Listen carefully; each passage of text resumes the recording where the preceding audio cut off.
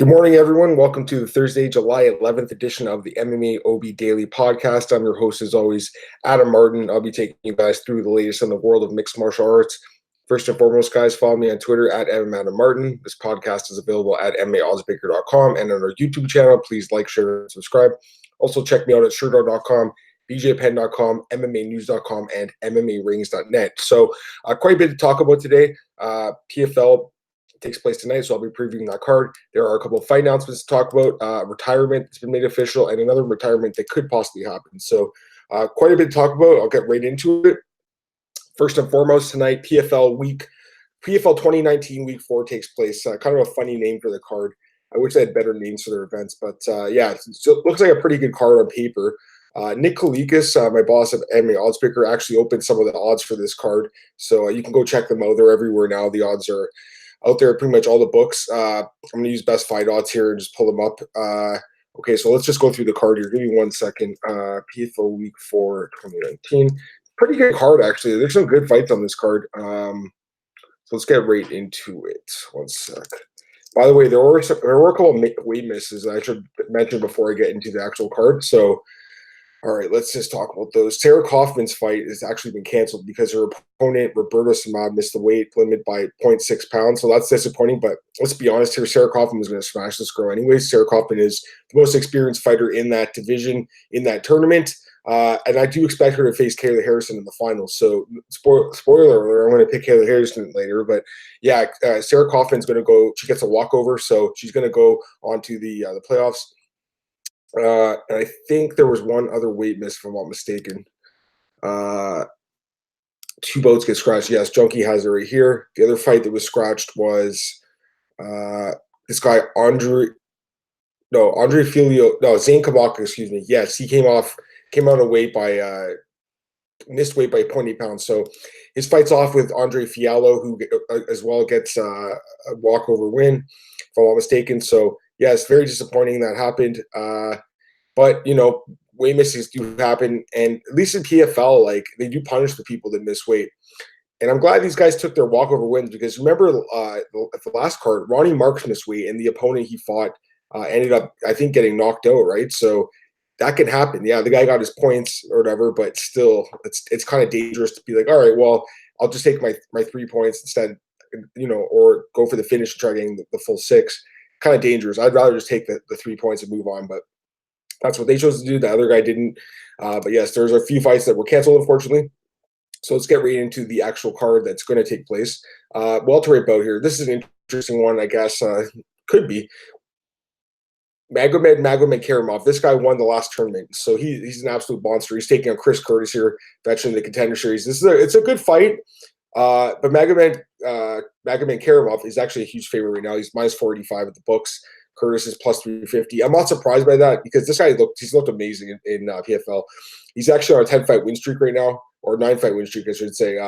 Just looked incredible. He beat John Howard in the first round of this year's tournament, and then last year he beat Ray Cooper 3 in the finals on New Year's Eve, and also beat Pablo Kush, Bojan Velikovic twice, and Herman Tirado. So this guy's just looked phenomenal in PFL in general. Got some really good wins, good names on the resume. The Ray Cooper win is huge. That guy's looked incredible. He's actually fighting on this card as well. That's a huge win. But, you know, Chris Curtis he's no slouch, man, honestly. Like, this guy should be in the UFC right now.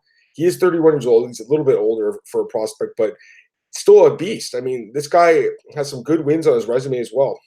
He's actually on a 9-fight win streak himself. So it's 2 guys on 9-fight win streaks against each other. He picked up a huge win over Andre Fiallo in the opening round by stoppage.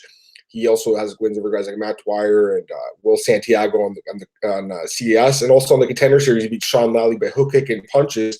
And for some reason, Dana White passed on him. I don't know why. Like, this guy's a good fighter, and if you guys remember that, he's like, "Oh, you know what? I'm going to retire. I'm done with the sport." Like, I can't believe that they passed on him. It's really strange that they were just kind of ignore this guy. He's a good fighter. He's very good, actually, but unfortunately, he's running to a beast here in Magomed Karimov. So it's just a bad matchup for Chris Curtis, man. I don't like the matchup for him. I think he's a really good fighter. He should be in the UFC, in my opinion, but he's in PFL. You know what? He wins $1 million, it ended up being pretty good for him, but I don't know. This is kind of a tough fight for him. I think Magomed Karimov wins this fight. He's just got such a well-rounded game. and I expect him to probably win decision because Curtis is pretty tough, although he could get a stoppage potentially as well. Either way, yes, I do expect Magomed to win, although minus 45, those are kind of crazy odds against a guy like Curtis, who's a pretty good fighter. So he probably will get parlayed by a lot of people, but I might be a little bit more careful about this one because Curtis, I do have a lot of respect for him, a fighter. Next up, Kayla Harrison versus Morgan Fire in women's lightweight belt. I mean, look at the odds. Kayla Harrison's minus 3,050. I believe this is the biggest odds ever in MMA. There could be another one somewhere out there, but I can't remember anything this big ever. Like even some of the Cyborgs mismatches weren't like this. This is crazy. Kayla Harrison, she's an absolute stud, of course, 4-0. Just looked amazing in MMA. 29 years old, 4-0 in MMA, 4-0 in PFL. I mean, this tournament was designed for her to win, and she's going to win this fight. Morgan Fire, 4-2 record. She's 28 years old, so she's pretty young. She was destroyed by Tara Coffin in the first round submission loss. She actually had 4 wins before that on the regional scene, including Gladiator Challenge over there in California. But you know what? Come on, let's just be honest here. This is going to be a blowout. Harrison's going to win. I think she's probably going to get a stoppage as well, probably in the first round. So would I bet on her? No, because minus 3,000, there's no point. You're not getting any sort of value at all.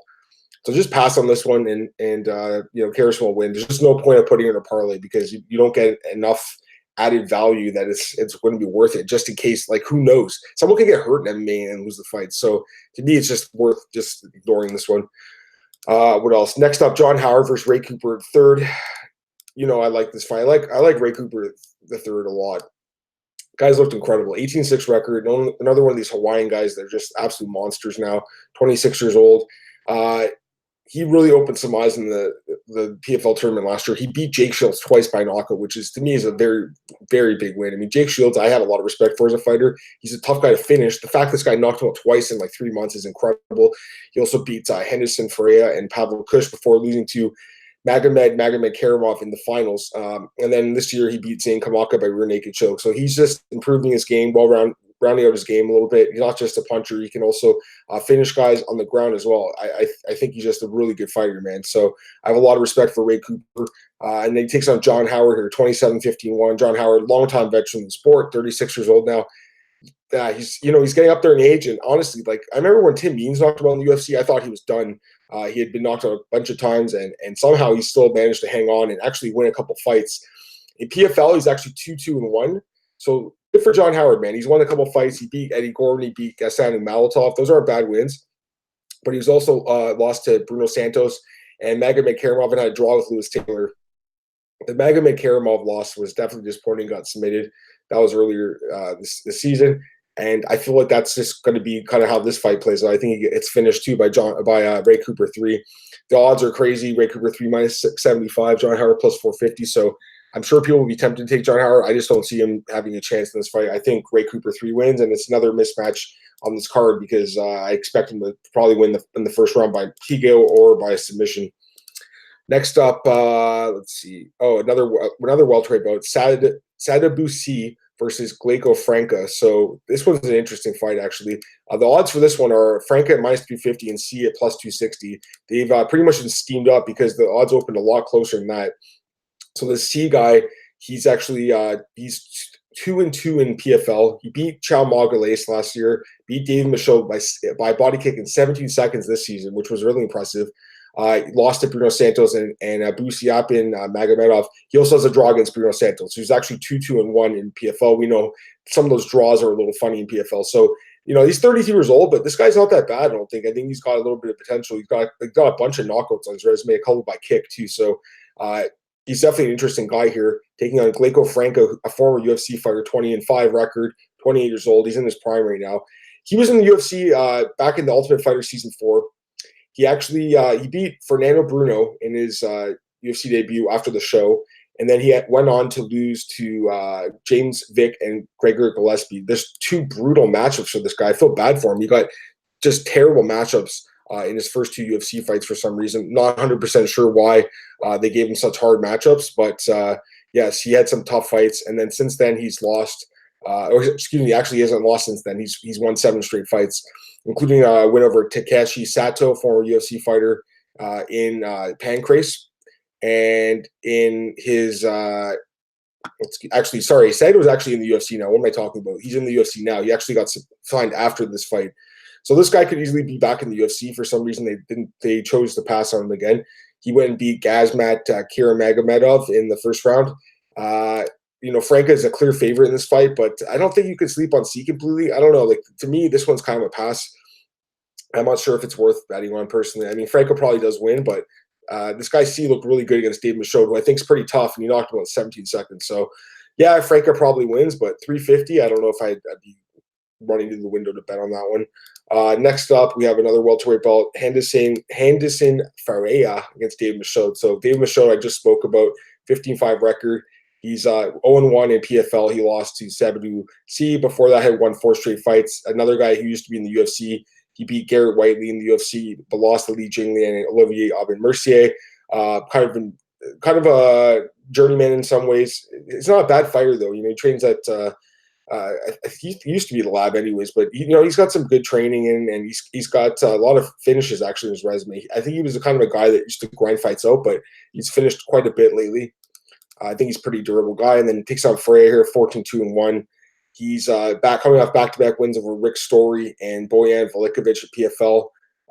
Also lost to Ray Cooper, the 3, and he beat Paul Bradley, 2 in PFL. So he actually does have a win over Ray Cooper, 3, which is worth mentioning, back in the Mid-Pacific Championships in 2017. So he has that good win there. I expect Ferreira to win this fight, but again, it's one of those things where like -610, that's the odds on this. It's kind of high. Doesn't it seem like kind of high? For me, it does. So we'll see what happens there, but it does seem a little bit high. What else? Next fight, here's another women's lightweight bout. Bobby Joe Dalziel against Larissa Pacheco. So Dalziel, 5-0 record. She's from Canada, actually, which is cool. She's won all 5 of her MMA fights. Started fighting in 2014. Since then, won all 5. Hasn't really fought anything good, though, so that's something to keep in mind. She's just got a low-level competition, taking on Larissa Pacheco here at 11-3 record, 24 years old, former UFC fighter. She fought twice in the UFC, lost to Jessica Andrade and Jermaine Durand, and got cut. I mean, those are 2 brutal matchups. Like, looking back, especially, like Jessica Andrade is the monster. She's a champ now, and Jermaine Durand was a former champ too. So 2 terrible matchups. She ended up going back to the UFC for the Ultimate Fighter, and then lost to Macy Chiasson, which is another brutal matchup, and then lost to Kayla Harrison in the first round of this tournament. So, I feel bad for her. She actually does have a win over Irene Aldana, which is a notable win. I remember seeing that fight. She beat her up pretty good. So I think Larissa Pacheco is not that bad. She's a little underrated, and honestly, she's an underdog here. I think that maybe she could be worth a stab. Definitely look into this one. Dalziel's undefeated. I can see why she is favored, but Pacheco's got a lot of experience, and she's fought good fighters. And yeah, she hasn't come up with her hand raised in these fights, but she still fought really, really good fighters, and that experience does matter. So I would definitely take a look at Pacheco here, because I feel like she's a little bit underrated considering her losses are to like absolute studs. Next up, Velikovic versus Zaffarino, another couple of guys, former UFC fighters. Velikovic here, 16-9-2 record. He's got a funny record here. He's looked terrible in PFL, let's be honest here. Beat Jonathan Weston in his first fight in PFL, then lost twice to Magomed Karimov, lost to Abubakar Nurmagomedov, and then lost to Henderson Ferreira. He actually had a draw with Nurmagomedov. So he is 1-3-1 in PFL, and now he's taking on Zaffarino here, 23-9 record. He's 1-2 in PFL, lost to Herman Tirado, and then has since won versus Paul Bradley and Yuri Villafort, a couple former UFC fighters as well. He used to be in the UFC, if I'm not mistaken. He fought Rafael Natal and Elias Silveiro, and Velikovic, like I mentioned, was in the UFC as well. He went 2-3 in the UFC. He beat Nico Masoke and Alessio Chirico, which is actually a pretty good win, and then lost to Salty Alavia, Dara Till, and Jake Matthews. So 2 guys that are former UFC fighters. Zaffarino is the favorite here according to the odds. I can see why, because I mean Velikovic has looked terrible, but this fight's kind of a toss-up in my opinion. I think Velikovic actually could win this fight. He does train in good camp. I think at some point he'll show some of this potential that we've been waiting to see for a while. We'll see what happens here. Also, he had a draw with Mike Graves in the UFC as well that I forgot to mention, and does have a win over Charles Bird. So he has got some good wins, just hasn't put it together lately. I believe that's it, actually. Oh, yeah, sorry. There's one more women's bout here. Jenna Fabian against Moriel Charneski. The odds, Nick didn't open these ones, but they're out right now, and Fabian's like a -300 favorite. So she is 1-1 She's I believe it says she's from Australia here. I think she was from New Zealand, but anyways, she's 1-1. She lost to Bobby Joe Dalzio, and she has one other win for 2015. And then Moriel Sharoneski, she's 3-6. I mean, geez, like her record's not very good. It's kind of surprised she's in this tournament. Lost to Kayla Harrison in a featured fight last season on the New Year's Eve card that was not part of this tournament, and then lost to Roberta Paul Samad.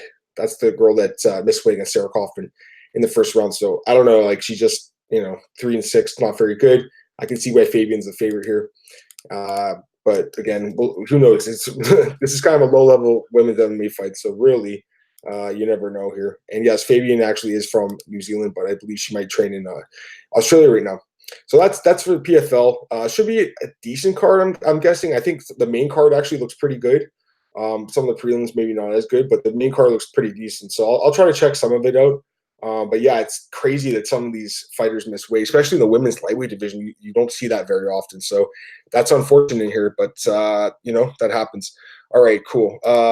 Let's just get into the news, and I'll talk about the fight announcements in a bit. Thiago Santos, he's back in the news now. Evie Rodriguez from Camachi did a great interview with him, so definitely check that out. He just talked about the fight with Jon Jones, and basically he said that he fought the whole fight for 25 minutes with the bad knee, and he said that he just wanted to show his heart to the world. He wanted to show people that he wants to leave a legacy in the sport, and that even if you're losing the fight, that you can still be part of a fight and come back and win. He almost won the fight. I thought he won. A lot of people did as well. Jon Jones ends up keeping the title. But Thiago Santos says, when I come back next year, I want to get a rematch. That's his dream. He wants to fight Jon Jones again. I'd love to see a rematch one day. I don't see it happening anytime soon, but one day, hopefully, Thiago Santos gets to relive his dream, because I think to run that fight back would be pretty great. But who knows how he'll look after this long layoff due to the knee injury and surgery. Might not be the same guy. As far as retirements go, Chad Mendes actually officially announced his retirement. I have the article at bjpen.com you can check out. He did an interview with Brett Okamoto, and he just basically said, like, MMA is a dangerous sport, and he's worried about his brain health and stuff. So that's interesting to hear him actually say that. He's a younger guy. He's only in his early 30s.